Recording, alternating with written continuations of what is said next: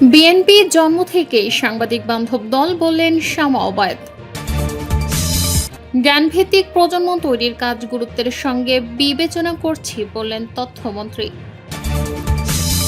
পরমাণু অস্ত্র বানানো নিয়ে যা জানালেন ইরানের সশস্ত্র বাহিনী প্রধান। ইসরায়েলি বসতি এলাকার জমি বিক্রির অনুষ্ঠান বাতিলের দাবি 100 ব্রিটিশ আইন প্রণেতার। সর্বশেষে জানাবো, মার্কিন ইরান শান্তি চুক্তির খসড়া চূড়ান্ত, পাকিস্তানের প্রধানমন্ত্রী।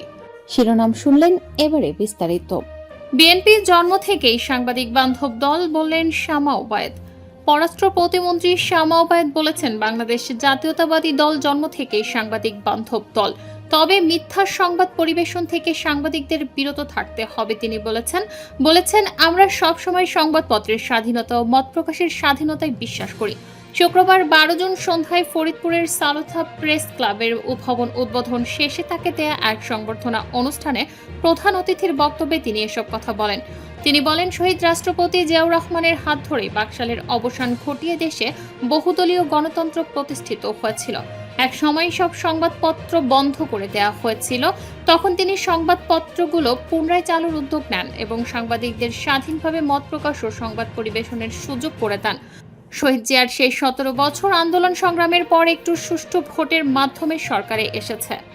সকল অত্যাচার ও নিপীড়নের শিকার সাংবাদিকদের স্মরণ করে তিনি বলেন, বিভিন্ন অঞ্চলের সাংবাদিকরা স্বৈরাচারী শাসনের সময়ে মত প্রকাশ ও সঠিক সংবাদ পরিবেশন করতে গিয়ে নির্যাতনের শিকার হয়েছেন। অনেকেই এলাকা ছেড়ে চলে গেছেন, অনেকে দেশ থেকে বাধ্য হয়েছেন, আবার কেউ কেউ আহত কিংবা নিহত হয়েছেন। আমি তাদের সবাইকে গভীর শ্রদ্ধার সঙ্গে স্মরণ করছি।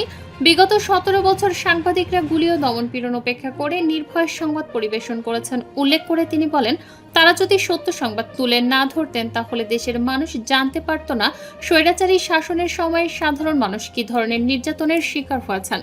সাংবাদিকতাকে অত্যন্ত গুরুত্বপূর্ণ ও পবিত্র পেশা আখ্যায়িত করে শামা ওবায়দ বলেন, আপনারা যেমন সত্য সংবাদ প্রকাশ করতে পারেন, তেমনি অনেক ক্ষেত্রে ভুল তথ্য সংবাদ হিসেবে প্রকাশিত হচ্ছে।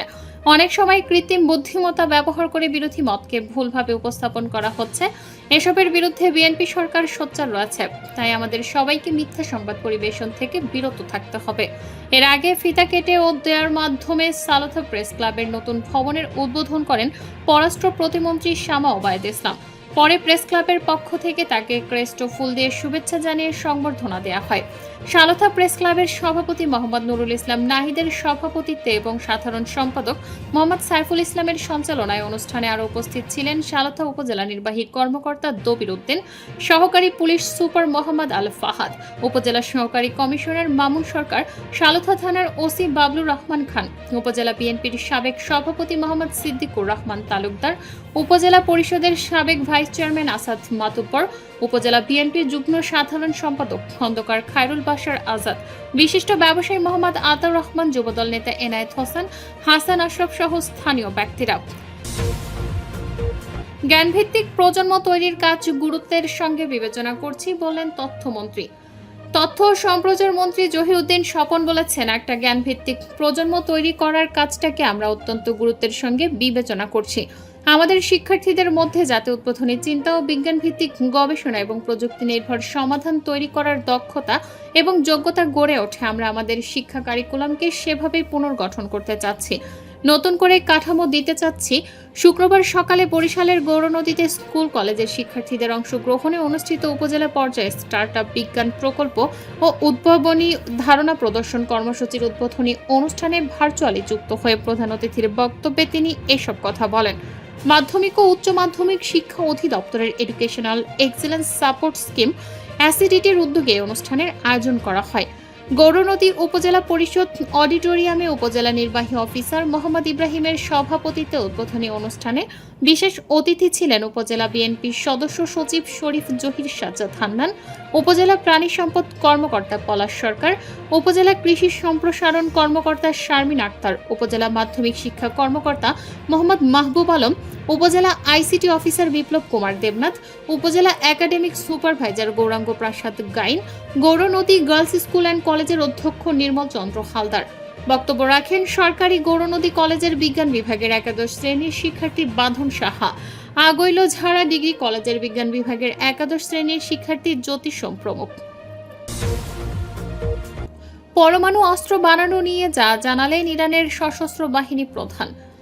ইরান কখনোই পরমাণু অস্ত্র তৈরির চেষ্টা করবে না, তবে হরমুজ প্রণালীর ওপর দেশটির সামরিক বাহিনীর পূর্ণ একচ্ছত্র আধিপত্য রয়েছে বলে সাফ জানিয়ে দিয়েছেন ইরানি সশস্ত্র বাহিনী প্রধান।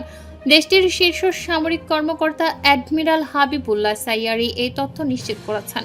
ইরানের রাষ্ট্রীয় সংবাদ সংস্থা ইরনাকে দেওয়া এক বিশেষ সাক্ষাৎকারে অ্যাডমিরাল সাইয়ারি ওয়াশিংটন ও তার মিত্রদের আশ্বস্ত করে বলেন, সামরিক কৌশলগতভাবে ইরান পরমাণু অস্ত্রের পথ অনুসরণ করবে না। তবে একই সঙ্গে তিনি আঞ্চলিক জলসীমায় নিজেদের শক্তির জানান দিয়ে বলেন, বর্তমানে হরমুজ প্রণালী অঞ্চলে ইরানের সামরিক শক্তির সম্পূর্ণ আধিপত্য বিস্তার করে আছে। এই স্পষ্ট অর্থ হলো, ইরানের অনুমতি বা ছাড়পত্র ছাড়া এই গুরুত্বপূর্ণ জলসীমায় কোনো ধরনের নৌযান বা জাহাজ প্রবেশ করতে পারবে না। তিনি আরও জোর দিয়ে বলেন, যে কোনো ধরনের বহিরাগত পরিস্থিতি মোকাবেলা করতে ইরানের সশস্ত্র বাহিনী সার্বক্ষণিক সর্বোচ্চ সতর্ক অবস্থানে রয়েছে। শত্রুর যে কোনো উস্কানি বা আগ্রাসনের তাৎক্ষণিক জবাব দিতে ইরানি সেনারা সদা প্রস্তুত উল্লেখ করে সাইয়ারি বলেন, আমাদের হাত এখন বন্দুকের ট্রিগারে রয়েছে এবং দেশের সার্বভৌমত্ব রক্ষায় আমরা আমাদের জীবন উৎসর্গ করতে বিন্দুমাত্র ভয় পাই না। কৌশলগতভাবে অত্যন্ত গুরুত্বপূর্ণ এই হরমুজ প্রণালী দিয়ে বিশ্বের সিংহভাগ জ্বালানি তেল পরিবাহিত হয়। ফলে এই অঞ্চলে ইরানের এমন শক্ত অবস্থান এবং সর্বোচ্চ সতর্কবার্তা আন্তর্জাতিক মহলে বিশেষ গুরুত্ব বহন করছে। ইসরায়েলি বসতি এলাকার জমি বিক্রির অনুষ্ঠান বাতিলের দাবি 100 ব্রিটিশ আইন প্রণেতার। অধিকৃত ফিলিস্তিনি ভূখণ্ডে অবস্থিত দখলদার ইসরায়েল বসতিগুলোর জমি বিক্রির প্রচারণা চালানো হতে পারে এমন অভিযোগ তুলে লন্ডনে অনুষ্ঠিতব্য একটি রিয়েল এস্টেট প্রদর্শনী বাতিলের আহ্বান জানিয়েছেন যুক্তরাষ্ট্রের শতাধিক আইন প্রণেতা। ব্রিটিশ পার্লামেন্টের 100 জনের বেশি সদস্য সরকারের প্রতি আহ্বান জানিয়ে বলেছেন, রোববার অনুষ্ঠিত হতে যাওয়া great Israeli real estate event আন্তর্জাতিক আইন ও মানবাধিকারের প্রশ্নে গুরুতর উদ্বেগের সৃষ্টি করেছে। পররাষ্ট্র বিষয়ক মন্ত্রী ইভেট কুপারের কাছে পাঠানো এক চিঠিতে লেবার পার্টির 65 জন এমপি, বিভিন্ন দলের আইন প্রণেতা এবং হাউস অব লর্ডসের সদস্যরা সতর্ক করে বলেন, প্রদর্শনীতে এমন সম্পত্তি অন্তর্ভুক্ত থাকতে পারে যেগুলো ফিলিস্তিনিদের জোরপূর্বক উচ্ছেদের পর নির্মাণ করা হয়েছে। এর মধ্যে অধিকৃত পশ্চিম তীর ও পূর্ব জেরুজালেমের সম্পত্তিও রয়েছে। চিঠিতে আইন প্রণেতারা দাবি করেন, এ ধরনের সম্পত্তি বিক্রির আয়োজন আন্তর্জাতিক আইন লঙ্ঘনের সঙ্গে সংশ্লিষ্ট হতে পারে এবং তা অধিকৃত ফিলিস্তিনি ভূখণ্ডে ইসরায়েলি বসতির সম্প্রসারণকে উৎসাহিত করবে। চিঠির উদ্যোক্তা লেবার পার্টির এমপি অ্যান্ডি ম্যাকডোনাল্ড বলেন, আন্তর্জাতিক আইনের অধীনে নিজেদের দায়িত্ব পালনের এবং ফিলিস্তিনে ইসরায়েলের অবৈধ দখলদারিত্বের বিরুদ্ধে কার্যকর পদক্ষেপ নেওয়ার সুযোগ এখন ব্রিটিশ সরকারের সামনে রয়েছে। তিনি বলেন, পশ্চিম তীর ও গাজা জুড়ে সংঘটিত জোরপূর্বক বাস্তুচ্যুতি এবং গণহত্যার মতো অভিযোগের বিষয়গুলো এই উদ্যোগের আওতায় বিবেচনায় নেওয়া উচিত। বিতর্কিত এই প্রদর্শনীকে কেন্দ্র করে ব্রিটিশ রাজনীতিতেও নতুন করে আলোচনা শুরু হয়েছে। মানবাধিকার কর্মী ও ফিলিস্তিনপন্থী সংগঠনগুলো অনুষ্ঠানটি বাতিলের দাবি জানিয়েছে। মার্কিন ইরান শান্তি চুক্তির খসড়া চূড়ান্ত, পাকিস্তানের প্রধানমন্ত্রী। যুক্তরাষ্ট্র ও ইরানের মধ্যে দীর্ঘদিনের চলমান উত্তেজনা নিরসনে একটি ঐতিহাসিক সমঝোতার ইঙ্গিত মিলেছে। পাকিস্তানের প্রধানমন্ত্রী শাহবাজ শরীফ জানিয়েছেন, দেশ দুটির মধ্যে একটি শান্তি চুক্তির চূড়ান্ত এবং সর্বসম্মত খসড়া প্রস্তুত করা হয়েছে। সামাজিক যোগাযোগ মাধ্যম এক্সে দেয়া এক বার্তায় পাকিস্তানের প্রধানমন্ত্রী এই ভূরাজনৈতিক অগ্রগতির বিষয়টি নিশ্চিত করেন। তিনি উল্লেখ করেন, শান্তি চুক্তিটিকে চূড়ান্ত রূপ দিতে এবং পরবর্তী পদক্ষেপগুলো সফলভাবে সম্পন্ন করতে পাকিস্তান বর্তমানে উভয় পক্ষের সঙ্গে অত্যন্ত নিবিড়ভাবে কাজ করে যাচ্ছে।